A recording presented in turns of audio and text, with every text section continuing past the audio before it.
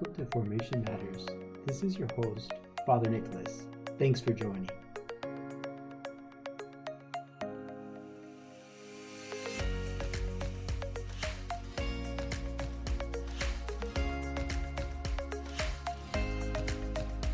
Today we're going to be speaking once again about silence, and today it's silence for the mission. And I think this is something that's important because while working with the brothers here in Cheshire, silence is one of the virtues that we try to form in them or help them to form in themselves. But I think that it's really important for each one of us to find our own motivation and to see why we're doing the things that we do. And I think that's a big part of my labor here with the brothers, and something that I enjoy a lot, at the same time something that I find very challenging and very rewarding. In silence for the mission. So here I'm trying to frame things in such a way that we can see that silence actually can help us fulfill the mission that God gives to us in life. Father Antonio Izquierdo was a professor of sacred scripture for years in Rome. I received the classes of Introduction to Sacred Scripture and Introduction to the Synoptic Gospels from him. He was a knowledgeable professor and very capable. I appreciated him even more when he preached 30 days of spiritual exercises to a group of legionaries in the summer of 2011. I'll always look back on those month-long spiritual exercises, realizing that it was a time of a lot of grace, and also something that really helped me appreciate Father Antonio. He dove into sacred scripture and made each meditation come alive for us.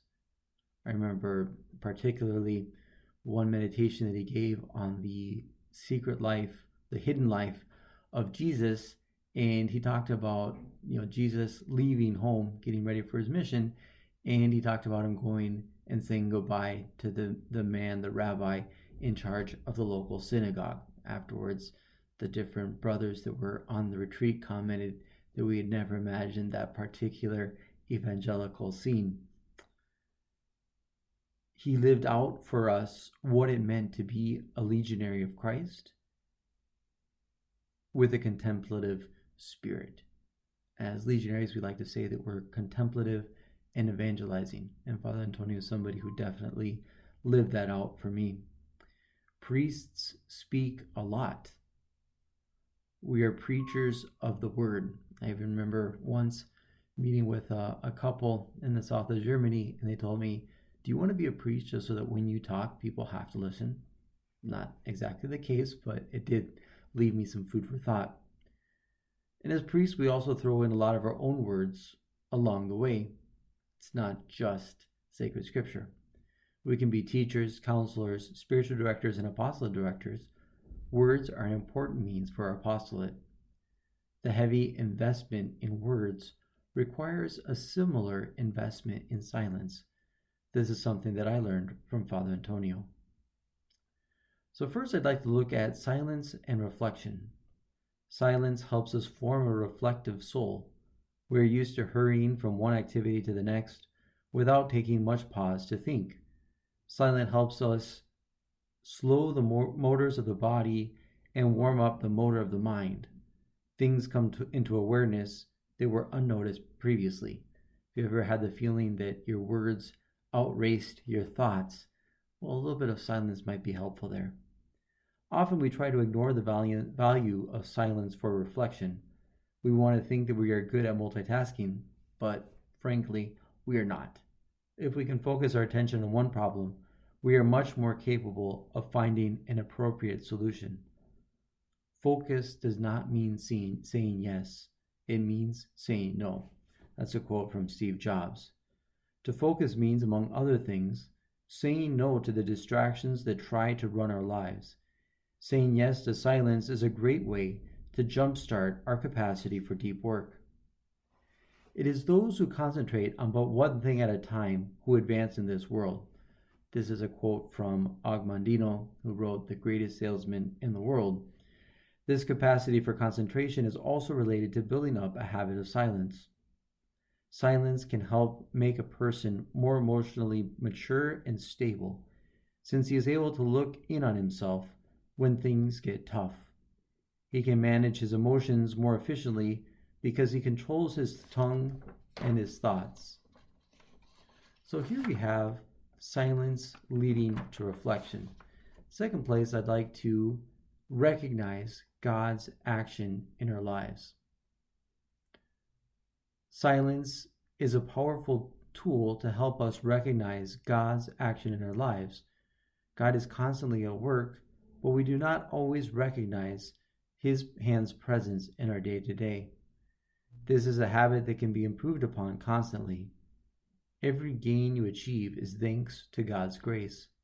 A spirit of silence and reflection will help to recognize these moments and actions of grace.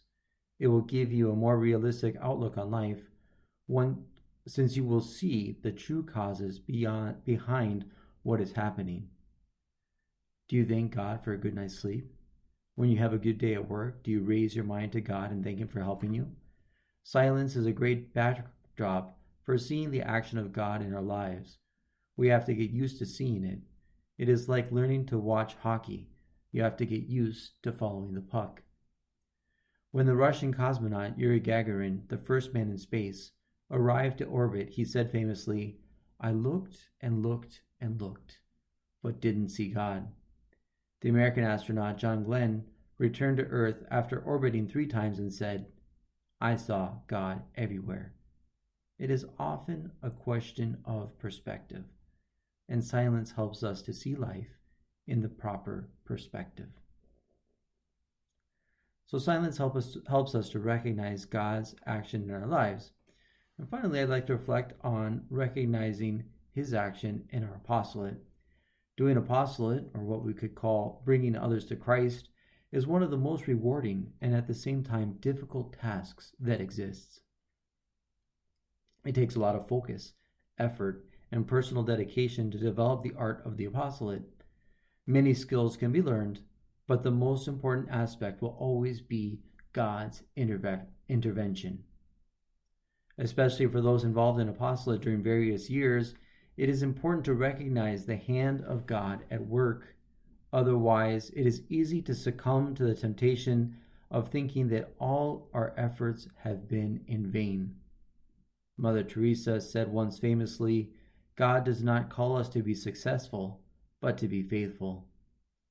Contemplating God's action in silence helps us to set up our souls in our souls an attitude of gratitude and receptiveness that otherwise might be missing. So we can learn through silence to recognize God's action in our apostolate. Wrapping up and going back to the example of Father Antonio Izquierdo, I remember how he left such a strong witness as a legionary priest. Many people read his books or were taught by him in class, but it was his quiet way of prayer and his lived spirituality that always impressed me the most.